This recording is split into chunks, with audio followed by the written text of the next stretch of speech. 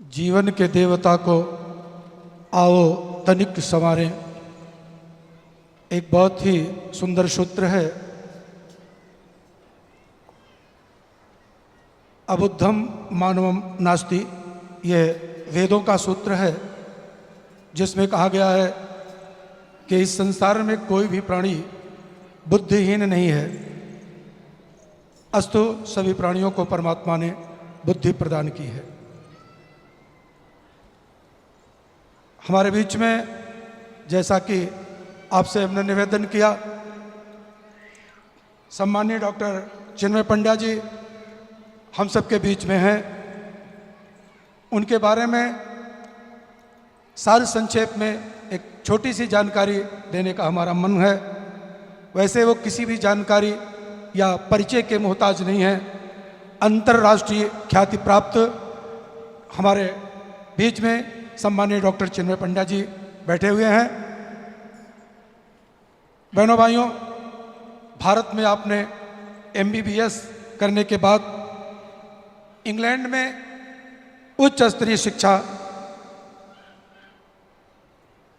Royal college से post graduation, मनोचिकित्सकों के संघ के सदस्य, वृद्धावस्था से जुड़ी हुई बीमारी अल्जीमर के विशेषज्ञ हैं। West London mental health trust में एसोसिएट स्पेशलिस्ट के रूप में आपने काम किया। चेरिंग क्रॉस हॉस्पिटल में सेवाएं तथा इंपीरियल कॉलेज में अध्ययन कार्य आपका रहा है। अखिल विश्व डिमेंटिया एसोसिएशन के सदस्य सन 2000 में भारत में ये एक लंबी यात्रा बाहर की करने के बाद आपने अपनी वापसी किया और देव संस्कृति विश्वविद्यालय, जो हमारे परम पूज्य गुरुदेव का जो स्वप्न था, उनके स्वप्नों का विश्वविद्यालय, उस विश्वविद्यालय में आपने एक बड़ा उत्तरदायित्व संभाला। डॉक्टर चिन्मय पंड्या देव संस्कृति विश्वविद्यालय में प्रति कुलपति का कार्यभार संभाल रहे हैं। स्कूल ऑफ योग के आप डायरेक्टर हैं। देव संस्कृति विश्वविद्यालय से प्रकाशित अंतर्राष्ट्रीय पत्रिका के संपादक, अंतर्राष्ट्रीय योग संस्कृति एवं आध्यात्म उत्सव के अध्यक्ष हैं। 50 से अधिक राष्ट्रीय अंतर्राष्ट्रीय सेमिनार के संयोजक हमारे बीच में माननीय चिन्मय पंड्या जी हैं, वो रहे हैं। UNO के में विश्व शांति की दिशा में गणित आयोग के निदेशक के रूप में आप चयनित हैं। देव संस्कृति विश्वविद्यालय में स्थापित बाल्टिक देश संस्कृति अध्ययन केंद्र में आप प्रेरक के रूप में काम कर रहे हैं। UNO में गणित अंतर्राष्ट्रीय योग दिवस की समिति में महत्वपूर्ण घटक सदस्य के रूप में आप कार्यरत हैं।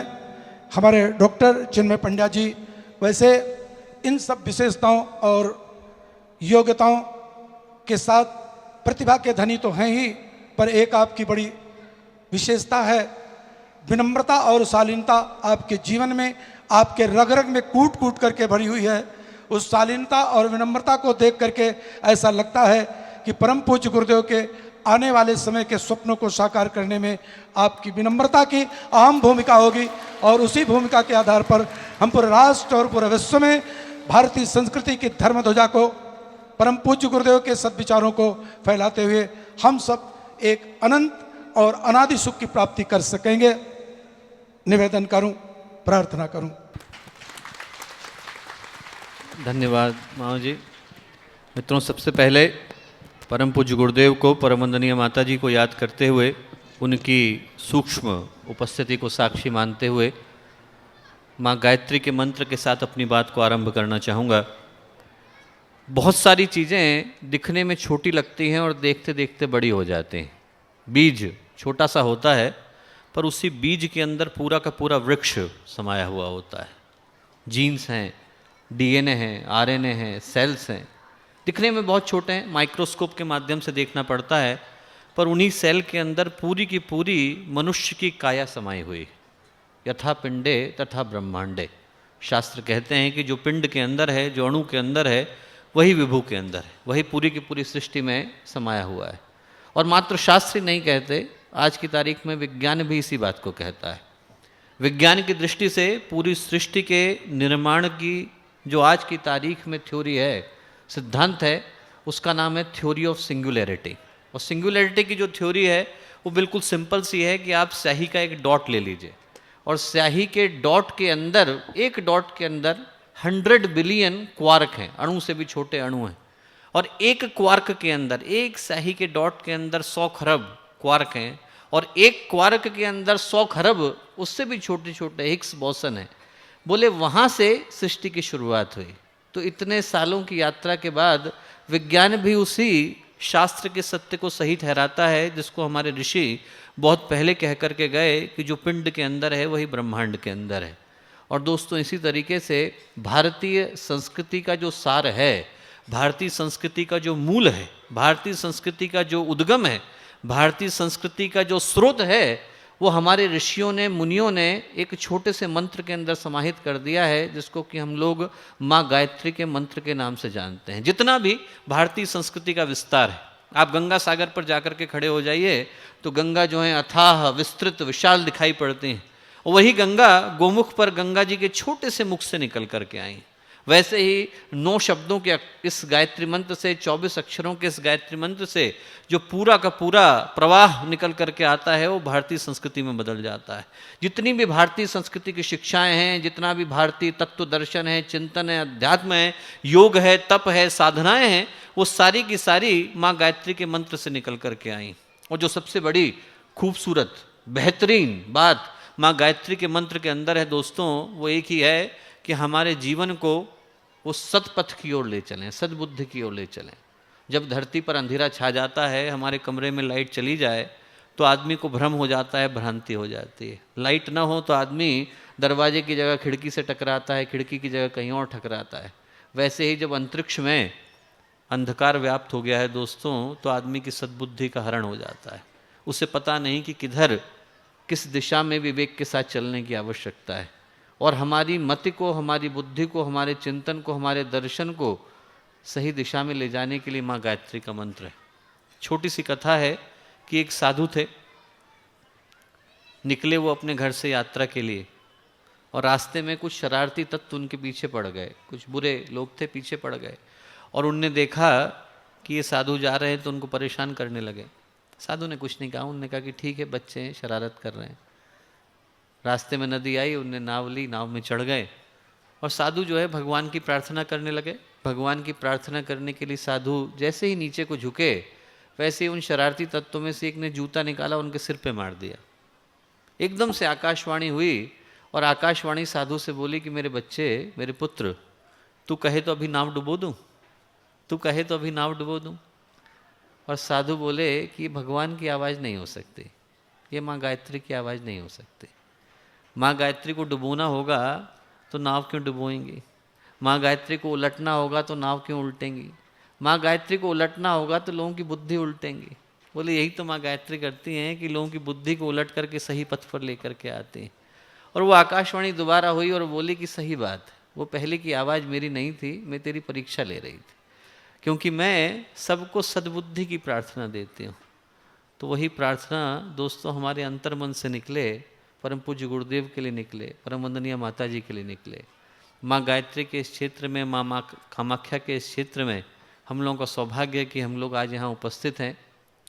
7 ऋषियों के क्षेत्र से हम लोग 7 बहनों के क्षेत्र में निकल कर के आए हैं। एक बड़ा सौभाग्य कि माँ गायत्री के क्षेत्र से माँ कामाख्या के क्षेत्र में आज हम लोग आए हैं और इन सारी सूक्ष्म शक्तियों का संरक्षण, मार्गदर्शन हम लोगों को प्राप्त हो, हमारा जीवन सतपथ की ओर चले, सन्मार्ग की ओर चले। इसी शुभ भावना के साथ हम लोग माँ गायत्री का मंत्र करेंगे। सभी से विनम्र निवेदन करूंगा कि जो जहाँ पर हैं थोड़ी देर के लिए स्थिर होकर के बैठ जाएं, ताकि उन दिव्य शक्तियों को हम लोग आमंत्रित कर सकें, उन देव शक्तियों को हम लोग बुला सकें जो हमारे जीवन को सही पथ की ओर, सही उद्देश्य के साथ लेकर के चल सके। इसी भावना के साथ माँ गायत्री का आवाहन, परम पूज्य गुरुदेव का, परम वंदनीय माता जी का आवाहन। ओम भूर्भुवः स्वः तत्सवितुर्वरेण्यं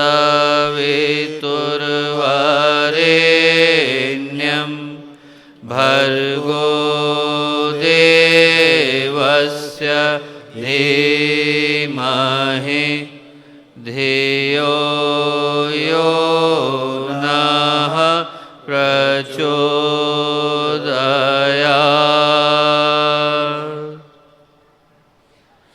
परम पूज्य गुरुदेव परम वंदनीय माता जी के सूक्ष्म सानिध्य में असम के इस पवित्र क्षेत्र में, गुवाहाटी क्षेत्र में, बिहारवाड़ी के क्षेत्र में, गायत्री चेतना केंद्र के दिव्य प्रांगण में 108 कुंडीय गायत्री महायज्ञ की इस अंतिम दिन की पूर्व संध्या पर यहाँ पर उपस्थित हम लोगों के साथ, हम लोगों के सबके सम्माननीय आदरणीय ज्ञान के गुरुदेव के प्रति समर्पण के साक्षात प्रतीक आदरणीय कालीचरण मामा जी निरंतर इस कार्यक्रम को अपने परिश्रम से, अपने कुशल नेतृत्व से दिशा देने वाले आदरणीय वीरेंद्र तिवारी मामा जी, यहाँ के हम लोगों के 82 वर्ष के नौजवान आदरणीय श्री राम शिरोमणि तिवारी मामा जी, शांति कुंज से हमारे साथ चल रहे परमानंद द्विवेदी जी भाई साहब, विनय केसरी जी भाई साहब, जितेंद्र मिश्रा जी भाई साहब, संगीत के हम लोगों के सभी भाई, हमारे ईएमडी के सभी भाई, संतोष, अपने नरेंद्र भाई साहब, पुष्कर जी, प्रमोद जी जो देव संस्कृति विश्वविद्यालय शांति कुंज से आए हैं, और इस क्षेत्र के हम लोगों के सभी वरिष्ठ कार्यकर्ता भाइयों बहनों, मंजू दीदी, वो सभी भाई जो यहाँ पर उपस्थित हैं, जिन लोगों ने पूरी श्रद्धा भावना के साथ इस कार्यक्रम को इतने श्रेष्ठ परिणति तक पहुँचाया है। आप सबको शांति कुंज की ओर से, हम सब की ओर से आभार, अभिनंदन। श्रद्धेय डॉक्टर साहब, श्रद्धेया जी जो यहाँ पर सशरीर उपस्थित ना हो सके, उन सब की ओर से अनेक अनेक शुभकामनाएं। परम पूज्य गुरुदेव का, परम वंदनीय माता जी का, माँ गायत्री का, माँ कामाख्या का, आप सबको अनन्य आशीर्वाद। दोस्तों, मानवीय जीवन की गौरव गरिमा पर चर्चा करने के लिए हम लोग यहाँ एकत्रित हैं, तो एक कथा मुझे याद आती है, वहीं से अपनी बात को आरंभ करना चाहूँगा। और कथा इराक की बोध कथाओं में है। ईसप ने कहानी लिखी है। ईसप ने कहानी लिखी है एक व्यक्ति की, जिसने कहीं पर पढ़ा कि इराक में बसरा में जो नदी बहती है उसके किनारे पारस का पत्थर मिलता है। तो उसने पढ़ा कि साहब पारस का पत्थर होता है, उससे आप कोई भी चीज़ छुलाओगे तो सोने में बदल जाएगी। तो उसने नियम बना लिया कि रोज़ सुबह 1 घंटे के लिए टहलता था और हाथ में अपने लोहा लेकर के चलता था, पत्थर उठाता था, लोहे से छुलाता था, और पत्थर जो है वो सोने में बदलता नहीं था, पत्थर को उठा करके नदी में फेंक देता था। धीरे धीरे उसकी ज़िंदगी का क्रम हो गया, पत्थर उठाना, लोहे से छुलाना, उठा करके फेंक देना, आदत पड़ गई। भूल गया कि मैं ये क्यों कर रहा था। एक दिन उसने ऐसे ही पत्थर उठाया, लोहे से छुलाया और उठा करके पानी में फेंक दिया, और देखा कि जो लोहा था हाथ का वो सोने में बदल गया है। अब ढूंढे उस पत्थर को तो पत्थर मिला ही नहीं, पत्थर तो चला गया हाथ से। और दोस्तों, इसी तरीके से मनुष्य को मनुष्य का जीवन मिलता है, और जब तक उसकी कीमत का अंदाज़ा लगे, जब तक हमें पता चले कि हमारे हाथ में पारस पत्थर आया था, तब तक हम उसे गंवा चुके होते हैं। जो उस व्यक्ति के जीवन में घटा वो हम सब के जीवन में, जीवन के प्रत्येक मोड़ पर, जीवन के प्रत्येक क्षण में घट रहा है। हम लोग सिर्फ आंखें खोल करके उस सत्य को अनुभव नहीं कर पाते हैं। जिस सत्य की मैं बात कर रहा हूँ वो मानवीय जीवन की गौरव गरिमा का है। दोस्तों, जिस सत्य की मैं बात कर रहा हूँ वो सौभाग्य को याद करने का है, जो मनुष्य जीवन के रूप में हम लोग परमात्मा के पास से, विधाता के पास से अपने लिए लेकर के आए। और ऐसी एक नहीं, अनेकों सौगातें लेकर के आए हैं जो मनुष्य के अतिरिक्त किसी और प्राणी को नसीब नहीं। जीवन की भागदौड़ में, आपाधापी में हम लोग एक बार रुक कर, ठहर कर अपने आप से पूछें दोस्तों, हम अपने जीवन के मूल्य को समझ नहीं पाते हैं। लोगों से हम लोग पूछें कि मनुष्य के जीवन का मूल्य क्या है, तो कोई पैसे से तौलता है, कोई समृद्धि से तौलता है, कोई वैभव से तौलता है। जीवन भर हम लोग पिसें, थकें, कष्ट को लें, कठिनाइयों को लें, चुनौतियों से घिरें, तनाव से घिरें, परेशानियों से घिरें, अपने खुशियों का गला घोंट करके जिए, और बदले में हम लोगों ने 2 मंजिल का मकान बना लिया, एक एंड्रॉयड फ़ोन हमारे हाथ में आ गया, एक गाड़ी आ गई। तो ये मनुष्य जीवन का मूल्य नहीं है दोस्तों। एक दुष्कर्म हमसे हो जाता है तो आदमी अपने पथ को भूल करके प्रेतों की योनि में गिर जाता है, हजारों साल के लिए चला जाता है, परेशान घूमता रहता है। न जाने कितनी कितनी योनियों से भटक करके हम लोगों को मनुष्य का ये जीवन मिला है। कहाँ पर हम लोग क्या बने थे, पशु बने थे, पक्षी बने थे, पहाड़ बने थे, पत्थर बने थे, नदी बने थे। उन सब योनियों से गुजरने के बाद, उन सारे पथों से भटकने के बाद, अनेक यात्राओं को पूरा करने के बाद ये मनुष्य जीवन को हमको भगवान ने दिया है। और इसलिए दिया है कि मनुष्य जीवन के अंदर वो सौभाग्य और सद्भावना और संभावना है जो किसी और प्राणी को नसीब नहीं। किसी और प्राणी को न ये कीमती शरीर मिला है, न कल्पना के पार जाने वाला मन मिला है, न पवित्र करने वाली भावनाएं मिली हैं, न जीवन को दिशा देने वाला बोध मिला है, न ज्ञान के वैराग्य के शिखर मिले हैं, न अध्यात्म की संभावनाएं मिली हैं, न संस्कृति की संभावनाएं मिली हैं। किसी और प्राणी को ये नसीब नहीं। किसी और प्राणी के अंदर ये भावना नहीं है कि वो धर्म को, धारणाओं को, योग को, तप को, संस्कृति को, साहित्य को, आस्था को, अध्यात्म को अपने जीवन में उतार सके। पर मनुष्य उतार सकता है। हम में से किसी के भी मन में आ जाए कि मैं पूरे जीवन लग कर के सिर्फ तपस्या करना चाहता हूँ तो कर सकते हैं। हम में से किसी के भी जीवन में आ जाए, मन में आ जाए कि मैं पूरे जीवन लगकर योग की संभावनाओं को साकार करना चाहता हूँ तो कर सकते हैं। हम में से किसी के भी मन में आ जाए कि मैं पूरे जीवन में लगकर अपने जीवन में अध्यात्म की साधनाओं को उतारना चाहता हूँ तो उतार सकते हैं। ये संभावना भगवान ने हमें दे करके भेजा है और इसका नाम है कर्मों को करने की स्वाधीनता। सिर्फ मनुष्य को ये सद्भावना और संभावना प्राप्त है कि मनुष्य जिस भी दिशा में चाहे अपने जीवन को ले जाने के लिए स्वतंत्र है।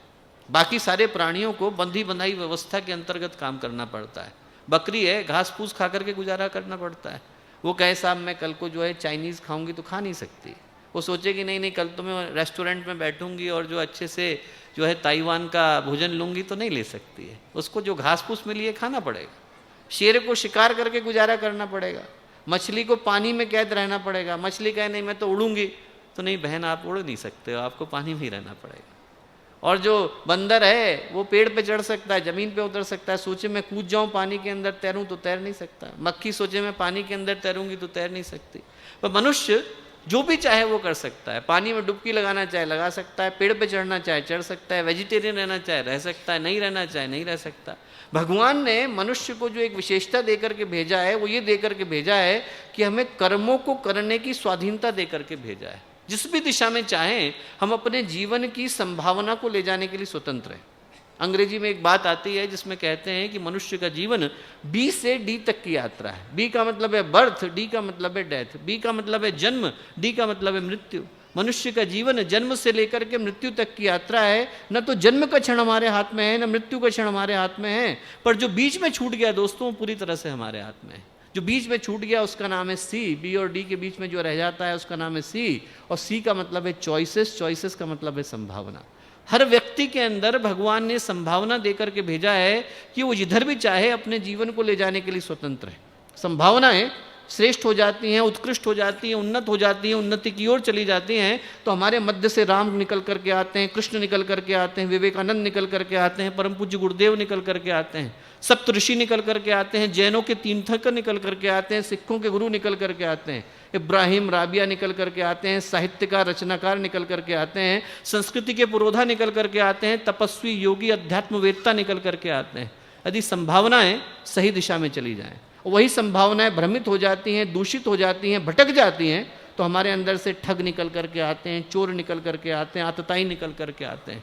संभावनाओं के एक गर्त पर, पतन के एक छोर पर उंगलीमाल खड़े हैं तो दूसरे पर बुद्ध खड़े हैं। एक तरफ आतंकवादी खड़े हैं तो दूसरी तरफ अध्यात्मवेत्ता खड़े हैं। दोनों तरह की संभावनाएं मनुष्य के पास हैं और हर एक के पास।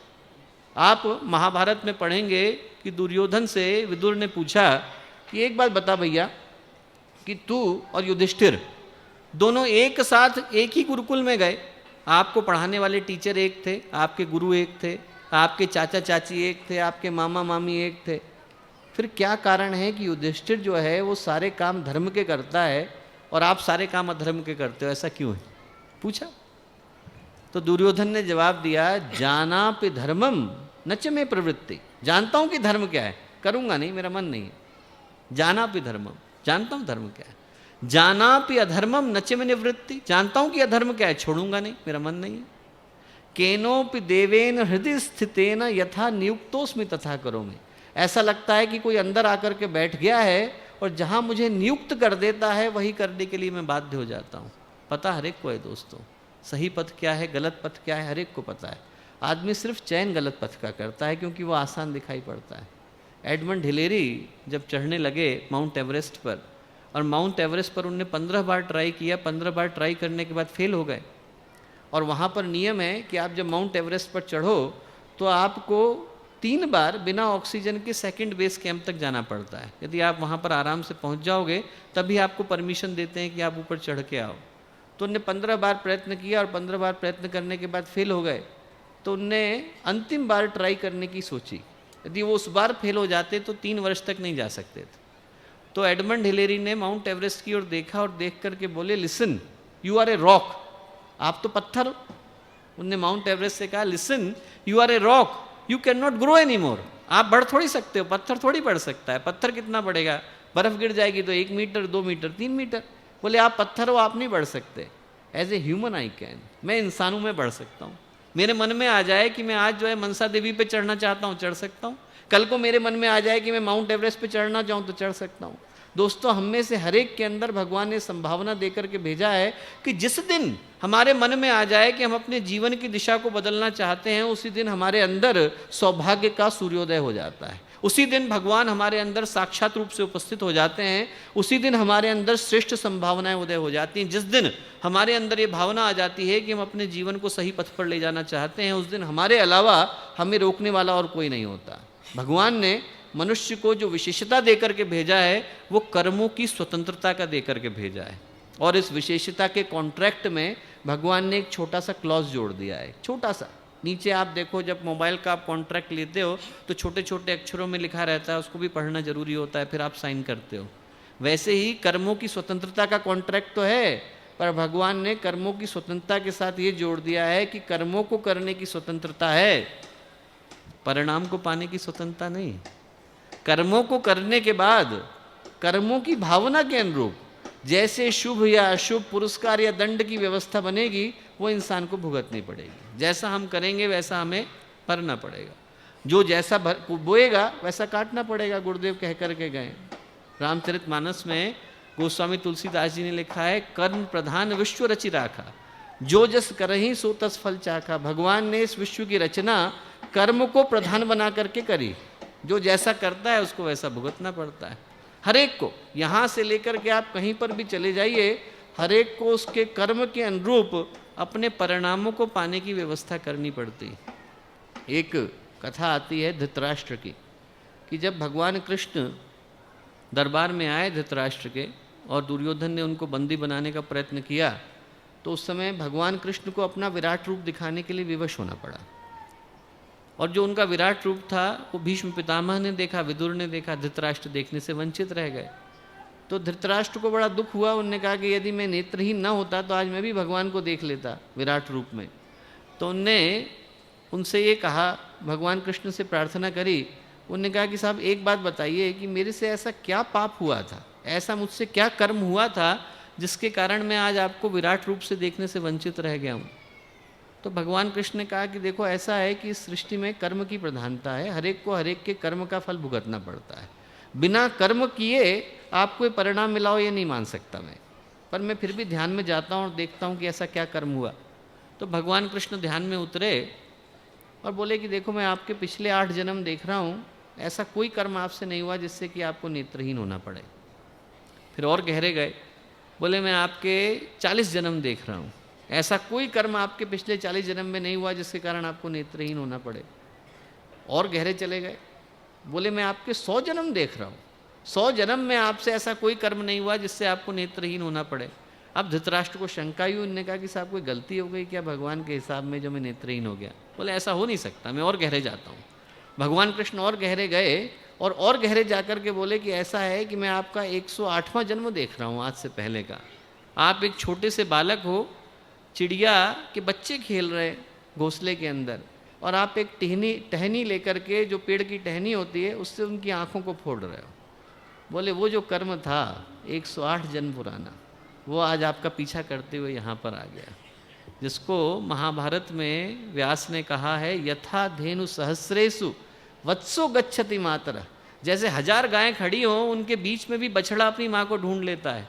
यथा धेनु सहस्रेषु वत्सो गच्छति मातरः तथा यच्च कृतम कर्म कर्तारम अधिगच्छति। उसी तरीके से किया गया कर्म कर्ता को ढूंढ लेता है। आदमी किसी भी लोक में जाकर के बैठा हो, करा गया कर्म है हमारे से शुभ या अशुभ कर्म हुआ है, उसको रोकने की सामर्थ्य किसी के पास नहीं है। दोस्तों, आपके किए हुए कर्म के अनुसार यदि आपके जीवन में सौभाग्य का उदय होना है तो उसको यहाँ से लेकर के ब्रह्मा विष्णु महेश तक कोई रोक नहीं सकता। और जो आपको मिलने वाला है वो आपसे कोई छीन नहीं सकता, जो आपको नहीं मिलने वाला है वो आपको कोई दे नहीं सकता। जितना आपका किया गया कर्म है उसी के अनुसार आपकी व्यवस्था बनती है। जो हमारा कर्म है, कर्मों को करने की स्वतंत्रता है, परिणाम को पाने की स्वतंत्रता नहीं है। परिणाम उसी के अनुरूप हमें लेना पड़ता है। और कहीं पर भी चला जाए आदमी, किसी भी दुनिया के हिस्से में चला जाए, वहाँ पर उसको इस व्यवस्था के अनुरूप अपने कर्मों का दंड देना पड़ता है। एक बड़ी अच्छी कहानी भागवत के अंदर आती है कि देवर्षि नारद जा रहे थे, उनने देखा कि एक कबूतर जो है वो जा रहा है। कबूतर ने उनसे कहा कि साहब मुझे बचा लीजिए, आप भगवान से पूछ करके आइए कि मेरी मृत्यु कैसे होगी। मुझे ये लगता है कि मेरी मृत्यु आज होने वाली है, ऐसा मेरे को अंदर से पूर्वाभास हो रहा है। तो वो पहुँचे भगवान के पास और भगवान से बोले कि साहब मुझे जानना है कि उसकी मृत्यु कब होने वाली है। तो भगवान बोले कि मैं बता तो दूंगा, पर उस सूचना का करोगे क्या तुम? बोले मैं उनको बचाने का प्रयत्न करूंगा। बोले ऐसा है, प्रकृति के विधान में ऐसी कोई व्यवस्था है नहीं। कर्म के अनुसार जो व्यवस्था बन गई वो तो आपको भुगतना ही पड़ेगा। उसको छोटा बड़ा जरूर किया जा सकता है, जो आपका पुण्य है, जो आपका पाप है, उसको थोड़ा कम ज़्यादा, पर वो भुगतना पड़ेगा, भुगतना पड़ेगा। बोले भुगतना हमको पड़ता है तो उनको ही पड़ेगा। बोले नहीं नहीं आप बताइए। बोले अरे उसकी जो मृत्यु है वो तो 2 घड़ी के अंदर भगवान बोले 2 घड़ी के अंदर उनकी मृत्यु, उस कबूतर की मृत्यु बिल्ली से होने वाली है। बिल्ली उसको मार देगी और मर जाएगा। और देवर्षि नारद तुरंत पलटे और भागे। उनने कहा कहाँ जा रहे हो, पूरी बात तो सुन जाओ। बोले नहीं पहले उसको बचा लूँ, बिल्ली से बचा लूँ। उनने कहा नहीं नहीं भाई पूरी बात सुन जाओ। नारद ने कहा नहीं नहीं मैं तो जा रहा हूँ। नारद भागे तेजी से, उनने कबूतर को लिया और सोचा कि ऐसी कौन सी जगह है जहाँ पर बिल्ली नहीं पहुँच सकती। उनने लिया कबूतर को और सोचे गरुण लोक में छोड़ आता हूँ। गरुण लोक में बिल्ली कहाँ से पहुँचेगी, वहाँ तो बिल्ली पहुँच ही नहीं सकती। उनने लिया और लेकर के उनने गरुण लोक में ले जा करके कबूतर को बिठा दिया। उस दिन गरुण अपने बच्चों के लिए बिल्ली का शिकार करके आए और जैसे ही लाए और उनने बिल्ली को छोड़ा, बिल्ली को वो पहले मारते उससे पहले बिल्ली ने कबूतर को मार दिया देवर्षि नारद के सामने। देवर्षि नारद गए वापस भगवान के पास। उनने कहा कि साहब आपने कहा था, आपने तो कहा कि बिल्ली से मृत्यु होने वाली है। बोले भाई तुम पूरी बात तो सुनते, मैं कहने वाला था कि बिल्ली से मृत्यु गरुड़ लोक में होने वाली है। आपने पूरी सुनी नहीं, आप उससे पहले ही भाग गए। तो दोस्तों जहाँ पर जिसका कर्म लिखा हुआ है वहाँ उसको भुगतने जाना पड़ता है। हमें लगता है कि आदमी को कष्ट मिल रहा है, हमें लगता है आदमी को पुरस्कार मिल रहा है, इसके पीछे कोई व्यवस्था नहीं है। हर चीज़ के पीछे व्यवस्था है। काशी की घटना है, काशी में एक व्यक्ति जिसने जिंदगी भर पुण्य किया उसको ततैया काट गई। जिंदगी भर पुण्य किया था, ततैया काट गई। और उसी दिन उसी समय एक व्यक्ति जिसने जिंदगी भर पाप किया उसको सोने का सिक्का पड़ा हुआ मिल गया। अब लोगों को बड़ा आश्चर्य हुआ। उन्होंने कहा कि साहब जो व्यक्ति तो पुण्य कर रहा है उसको तो ततैया काट रही है, जो व्यक्ति पाप कर रहा है उसको सोने का सिक्का पड़ा हुआ मिल रहा है। बोले ये कैसी व्यवस्था है। भगवान शिव के पास पहुँचे। बोले साहब ऐसा कैसा सिद्धांत चला आ रहा है कि जो व्यक्ति अच्छा कर रहा है उसको बुरा हो रहा है। बोले भाई अभी के कर्म नहीं है, पहले के कर्म है। बोले फिर भी तुम लोगों की जिज्ञासा है तो मैं इसका निराकरण करता हूँ। वो ध्यान में गहरे गए भगवान शिव और बोले ऐसा है कि जिस व्यक्ति को ततैया ने काटा है वो व्यक्ति तो वो है जिसके लिए आज मार्केश था, उसको मरना तय था। उसने जिंदगी भर में इतने पुण्य किए कि उसका मार्केश ततैया के काटने में बदल गया, वहीं से छूट गया। और बोले जिसको सोने का सिक्का पड़ा मिला उसका आज राजयोग था, वो राजा बनने वाला था। उसने जिंदगी भर में इतने पाप किए कि उसका जो राजयोग था वो घट करके सोने के सिक्के में रह गया। तो दोस्तों हम लोग कौन से पथ पर चल रहे हैं हमें पता नहीं चलता, पर पुण्य पाप की व्यवस्था भगवान की बनाई हुई है और कर्मों के अनुसार बनाई हुई। एक कथा मैं परम पूज्य गुरुदेव की सुनाता हूँ। एक सज्जन थे, उनको किसी ने फ्रॉड में फंसा दिया, गलत किसी चीज़ में सिद्धांत में फंसा दिया और उनने किया नहीं था। वो उनके ऊपर इल्ज़ाम लगा दिया कि साहब ऐसा ऐसा है और उनको जो है जेल की सज़ा हो गई। हाई कोर्ट में भी चला गया केस, सुप्रीम कोर्ट में भी चला गया, हर जगह पर निरस्त हो गया। जब दिल्ली में उनका केस हुआ तो न्यायाधीश ने भी उनके विरोध में सुनाया। उन्होंने कहा कि साहब ऐसा है कि इनको जेल में जाना पड़ेगा 14 दिन के अंदर। अब वो भागे भागे गुरुदेव के पास आए, गुरुदेव के पैर पकड़ लिए। बोले गुरुदेव किसी भी तरीके से इस कर्म से छुड़ाइए। गुरुदेव बोले बेटा पूरी तरह से तो मुक्त नहीं किया जा सकता, थोड़ा लेना पड़ेगा। बोले एक काम कर, तो ऐसा कर, गुरुदेव ने कहा तू लोहे के छल्ले बना ले, अपने हाथ में पहन ले। उन्होंने कहा ठीक है साहब। उन्होंने लोहे के छल्ले लिए, पहन लिए, आशीर्वाद दिया, गुरुदेव चले गए और वो केस ऐसा गायब हो गया जैसे कभी था ही नहीं। चला ही गया, गायब हो गया। अब वो बहुत प्रसन्न हुए, उन्होंने कहा साहब गुरुदेव का आशीर्वाद हुआ, और उन्हें सोने अपने जो लोहे के छल्ले थे वो पूजा की जगह पे रख दिए, पूजा करने लग गए रोज उसकी। तो गुरुदेव गए एक बार उनके घर, तो गुरुदेव ने कहा ये छल्ले यहाँ पे क्यों रखे हुए हैं? बोले गुरुदेव आपने दिए थे, आशीर्वाद है, उसी कारण मैं जेल से बचने से छूटा। अरे बोले बेटा उसके कारण थोड़ी छूटा, तू तपस्या की ऊर्जा के कारण छूटा। बोले वो तो मैंने तेरे सिर पर हाथ रखा इसलिए छूटा, ये छल्ले तो इसलिए थे कि तेरी हाथ में हथकड़ी डलने वाली थी, कम से कम छल्लों में तो निकल जाती, कम से कम छल्ले तो तुझे पहनने पड़ते। बोलो हथकड़ी का जो कर्म था वो मैंने लोहे के छल्लों में निकाल दिया है, तो उसको रख करके घूम रहा है। तो दोस्तों इतना बड़ा कर्म है, आदमी का छोटे में निकल जाता है। व्यवस्था ये है कि कर्म जो भी हम लोगों ने किया है उसके परिणाम हमें भुगतने पड़ते हैं, इसलिए कर्म को करने के साथ जो एक भाव जुड़ जाता है दोस्तों, वो दायित्व का, जिम्मेवारी का जुड़ जाता है। जितना बड़ा कर्म होता है उतनी बड़ी जिम्मेवारी होती है। चपरासी यदि 9 महीने के लिए ना आए काम पर तो कोई दिक्कत नहीं है, लोग किसी और को रख लेंगे। पर भारत का प्रधानमंत्री 9 घंटे के लिए भी बिना काम के बैठ जाए तो सरकार गिर जाएगी, एकदम देश हिलने लग जाएगा। जितना बड़ा कर्म है उतनी बड़ी व्यवस्था है। कोई सामान्य सा जेब कतरा है, सड़क पर चलते व्यक्ति की जेब काट लेगा तो लोग 2 चपत मार करके छोड़ देंगे, और वो राष्ट्रपति की जेब काट ले तो उसको 4-4 साल तक जेल में भुगतना पड़ेगा। जितना बड़ी जिम्मेवारी हो जाती है दोस्तों, जितना बड़ा कर्म है उतनी बड़ी जिम्मेवारी हो जाती है। और दायित्व, कर्तव्य जिसको हम बोलते हैं, उसका अर्थ श्रम करना नहीं है, उसका अर्थ ड्यूटी बजाना नहीं है। ऐसा नहीं है कि हम 9 से 5 तक बैठे, हम लोगों ने अपने काम को किया, हम चले गए। कर्तव्य का मतलब होता है भावना के साथ उस कर्म को करना।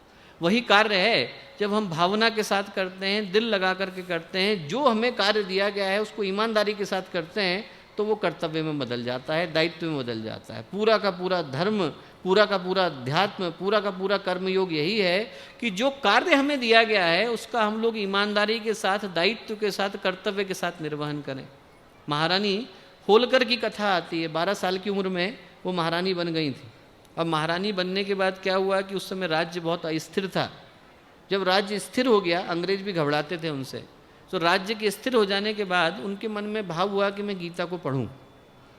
तो उनने अपने कुल पुरोहित को बुलाया और उनसे कहा कि ऐसा है कि आप मुझे रोज़ गीता का एक श्लोक सुना दिया करिए, और जो है मैं गीता का एक श्लोक सुनूंगी, उस पर चिंतन करूंगी, मनन करूंगी, गीता समझ में आ जाएगी।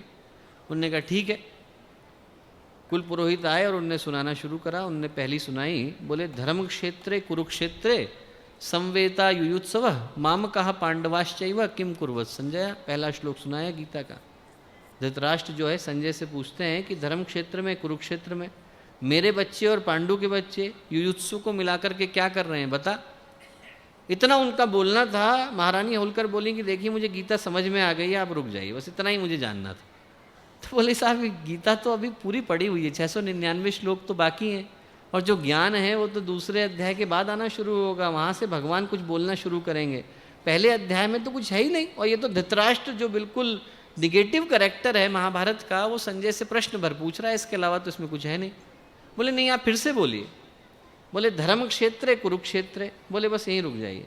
बोले देखिए आप कह रहे हैं धर्म क्षेत्र कुरुक्षेत्र, और मैं सुन रही हूँ क्षेत्रे क्षेत्रे धर्मम कुरु, जिसको जो क्षेत्र मिल गया है वो वहाँ पर धर्म करे। बोले मेरी दृष्टि में यही गीता है।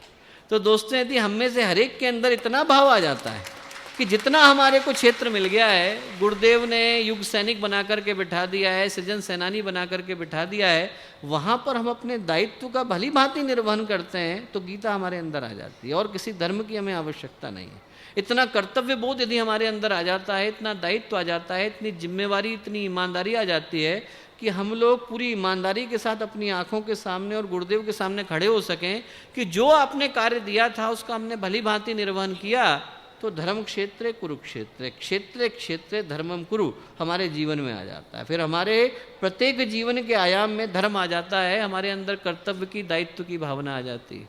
बात साधारण सी, करने में दिक्कत क्या आती है दोस्तों? करने में 2 तरीके के शत्रु हमारे सामने खड़े हो जाते हैं।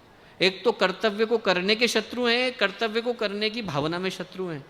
कर्तव्य को करने में जो शत्रु हैं उनका नाम है आलस्य और प्रमाद। इस युग में और किसी असुर की आवश्यकता नहीं है। आलस्य और प्रमाद कलयुग ने जो है अपने एम्बेसडर नियुक्त कर दिए हैं कि बेटा तुम लोग जाकर के काम करो, मुझे आने की आवश्यकता नहीं। आलस्य का मतलब है शरीर की जड़ता, प्रमाद का मतलब है मन की जड़ता। शरीर काम करने से मना कर दे तो आलस्य, मन काम करने से मना कर दे तो प्रमाद। कर्तव्य को हम करना चाहते हैं पर कल के लिए टाल करके बैठ जाते हैं। आदमी सोचता है बहुत अच्छी भावना के साथ कि आज से करेंगे, पर अगले दिन वो जो उत्साह है, उमंग है, वो गायब हो जाता है। आलस्य आ गया, प्रमाद आ गया। और दूसरी दिक्कत जो है वो कर्तव्य को करने की भावना में है, उनका नाम है राग और द्वेष। कोई तो हमें इतना अच्छा लग जाता है कि उसके लिए हम सब कुछ करने को तैयार हो जाते हैं, साहब उसके लिए अपनी गर्दन भी काट करके दे देंगे। और कोई इतना बुरा लग जाता है कि अपना पैर भी काटना पड़े उसका नुकसान करने के लिए, तो आदमी करने को तैयार हो जाता है कि साहब मेरा नुकसान हो जाए कोई दिक्कत नहीं है, पर इसका भला नहीं होना चाहिए, इसका भला नहीं होना चाहिए। एक तरफ राग है, एक तरफ द्वेष है, दोनों के दोनों हमें हमारे दायित्व की पूर्ति करने से रोक देते हैं। तो आलस्य से और प्रमाद से बचने का क्या तरीका है दोस्तों? आलस्य से और प्रमाद से बचने का बड़ा साधारण सा तरीका है कि जो भी काम मिले, गुरुदेव का कार्य हमें मिल रहा है, वो इस भावना के साथ करें कि हमारा अपना कार्य है। यदि अपने कार्य का भाव आ जाता है तो दोस्तों फिर मन में कोई भेदभाव नहीं रह जाता। स्वामी रामतीर्थ थे, टिहरी की पहाड़ी पर चढ़ रहे थे, और टिहरी की पहाड़ी पर चढ़ते हुए उन्होंने देखा कि एक छोटी सी बच्ची है 12 साल की, अपने भाई को उठा करके ले जा रही, कंधे पर भारी सा था। स्वामी रामतीर्थ को चढ़ने में बड़ी दिक्कत हो रही थी। उन्होंने कहा मुझे चढ़ने में इतनी दिक्कत हो रही थी, बच्ची कितनी मुश्किल से चढ़ रही होगी। तो उन्होंने उसको रोका, उन्होंने कहा बेटी तू रुक जा, तेरा जो भाई है मुझे दे दे, भारी लग रहा होगा, मुझे दे दे। वो लड़की रुकी और स्वामी रामतीर्थ से पलट करके बोली स्वामी जी भार आपके लिए होगा, मेरे लिए भाई है। तो दोस्तों यदि हमारे लिए भाव आ जाता है कि भाई है, हमारे पिता का काम है, हमारे लिए भाव आ जाता है कि हमारी माँ का काम है, हमारे लिए भाव आ जाता है कि हमारे भाई का काम है, हमारे बहन का काम है, तो कोई कार्य बोझ नहीं लग सकता। जो भी अच्छा संकल्प हम अपने मन में लेंगे वो पूरा होकर के रहता है। आदरणीय मामा जी यहाँ पर बैठे हैं। पहली बार जब मामा जी की मुलाकात हुई पूज्य गुरुदेव से, तो आप मामा जी से पूछ करके देखिए, पहली मुलाकात थी और मामा जी आए पहली बार। बहुत सारे लोगों से गुरुदेव मिल रहे थे और गुरुदेव ने मामा जी से पूछा कि साहब क्या आपकी मनोकामना है बताओ। तो मामा जी बोले कि मैं तो अभी आपका कोई कार्य भी नहीं करता गुरुदेव, अभी आप मुझसे कह रहे हैं कि मनोकामना बताइए। तो गुरुदेव बोले बेटा घर में बच्चे कोई काम नहीं करते, पर सबसे ज़्यादा प्यार माँ बाप का उन्हीं को मिलता है। बच्चे कहाँ काम करते हैं, पर बच्चों को सबसे ज़्यादा प्यार मिलता है। तो दोस्तों जिनके मन में ऐसा भाव था, जिनके मन में ऐसा पितृत्व का, माँ का भाव था कि हमारे बच्चे काम करें ना करें पर उनको हमारा प्यार मिलता रहेगा, उनके लिए कुछ हमारा भी कर्तव्य दायित्व बन जाता है कि उसको हम कैसे लौटाएं।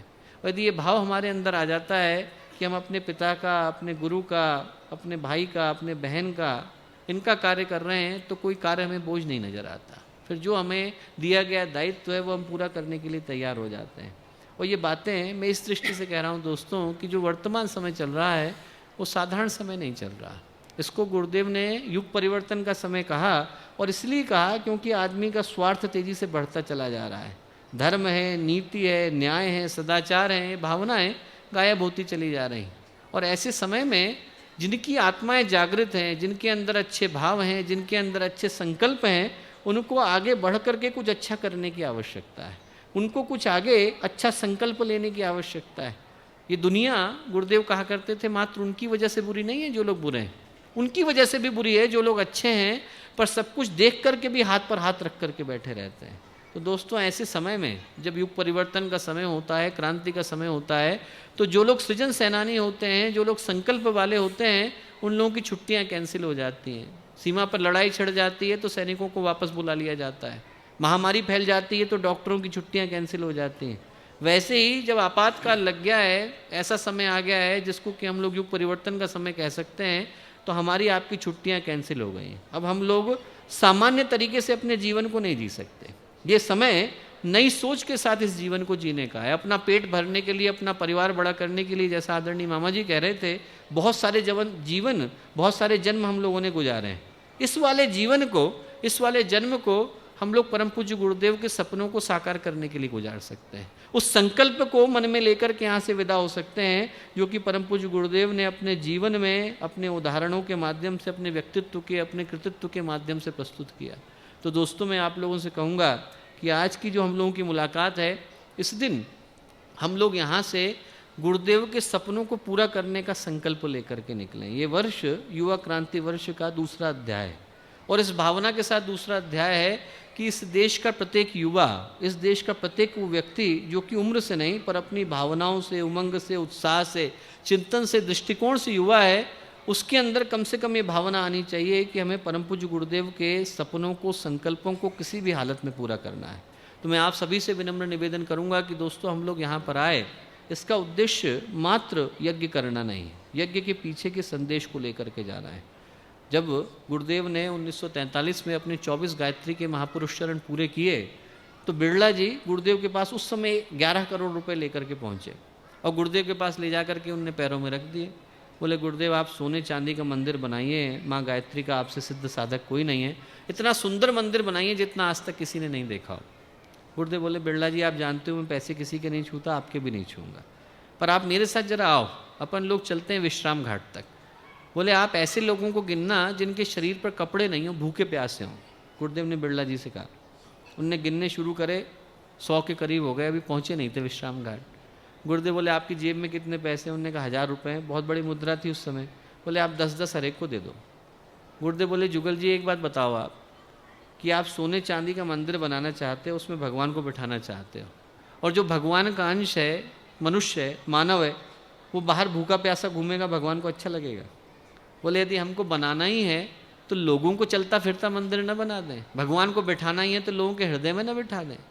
बोले हम ऐसा मंदिर बनाना चाहते हैं जहाँ पर हर व्यक्ति चलता फिरता भगवान हो जाए। तो दोस्तों आप में से हर व्यक्ति चलता फिरता भगवान है, आप में से हर एक को गुरुदेव ने चलता फिरता शक्तिपीठ, चलता फिरता मंदिर बना करके भेजा है। उस भावना को हम लोग यहाँ से लेकर के जाएं और मंदिर के अंदर वही चीज़ जागृत होती है जिसके अंदर भगवान स्थापित हो सकते हैं। तो अपने अंदर इतनी पवित्रता को पैदा करना, अपने अंदर इतनी प्रखरता को पैदा करना, अपने अंदर ऐसे साधना को, अपने अंदर ऐसे स्वाध्याय को पैदा करना कि हमारा जीवन बाकी लोगों के लिए अनुकरणीय बन जाए, प्रकाश का स्रोत बन जाए, प्रेरणा का पुंज बन जाए, तो फिर हमारे अंदर भगवान स्थापित हो गए, गुरुदेव आ गए, ऐसा हमें मानना चाहिए। तो दोस्तों हम इन संकल्पों को लेकर के यहाँ से विदा हों, इस भावना को लेकर के यहाँ से विदा हों कि गुरुदेव ने जो जीवन इस सोच के साथ हमें दिया है कि हम उसके माध्यम से कुछ अच्छा कर सकें, वो अपनी पूर्णता तक पहुँचे। ऐसा कोई व्यक्ति गायत्री परिवार के अंदर नहीं है जिसको गुरुदेव उसके जन्म लेने के हजारों साल पहले से ढूंढ करके न लाए। बहुत एक घटना मुझे याद आती है, उसको सुना करके मैं अपनी बात को समाप्त करूँगा कि आदरणीय वीरेश्वर माँ जी बता रहे थे कि एक व्यक्ति जो है वो पहले 1940-50 की घटना होगी, वो उनके यहाँ 27 साल से बालक नहीं हुआ था। तो वो गए, उनने कहा कि साहब उनके एक जानने वाले थे, वो गुरुदेव से मिलने के लिए जा रहे थे। उनने कहा आप गुरुदेव के पास जा रहे हैं तो आशीर्वाद मांग लीजिएगा, पुत्र हो जाए। और वो आए, उनने गुरुदेव से आशीर्वाद मांगा और पुत्र हो गया। अब जैसा होता है कि लोग कई जगहों पे प्रणाम करके रखते हैं तो उनको लगा ही नहीं कि शायद गुरुदेव के आशीर्वाद से हुआ होगा। उनने सोचा हमने बहुत जगह मांगा था, हो गया। अब घटना घट गई, बालक हो गया, पुत्र हो गया। उसके 10-12 वर्ष बाद वो निकले, मथुरा से जा रहे थे तो उन्होंने देखा अखंड ज्योति संस्थान लिखा हुआ है, गुरुदेव का नाम लिखा हुआ है। तो उन्होंने कहा कि अरे उनके आशीर्वाद से एक बार ऐसा हुआ था बालक का, तो अंदर जाके प्रणाम कर लेते हैं। अंदर गए, बालक साथ में था, 11-12 साल का लड़का हो गया था। अंदर गए, उनने गुरुदेव को जैसे ही प्रणाम किया, अभी अपना नाम भी नहीं बताया था कि कौन आए। गुरुदेव ने बालक की ओर देखा, बोले अरे ये तो मेरा भेजा हुआ है, ये जो आत्मा है ये तो मेरी भेजी हुई है। गुरुदेव ने उसको देखा, बोले तो मेरा भेजा हुआ है।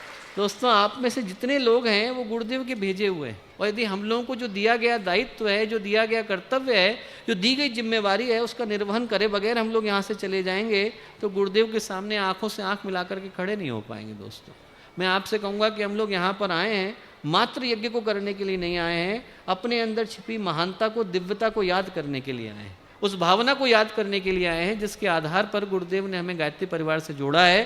तो मैं आप में से प्रत्येक से यही विनम्र निवेदन करूंगा कि दोस्तों हम में से हर व्यक्ति जिस दायित्व को पूरा करने के लिए आया है, और मात्र मनुष्य के रूप में नहीं बल्कि गायत्री परिवार के कार्यकर्ता के रूप में जिस दायित्व का निर्वहन करने के लिए आया है, उसको पूरा करे।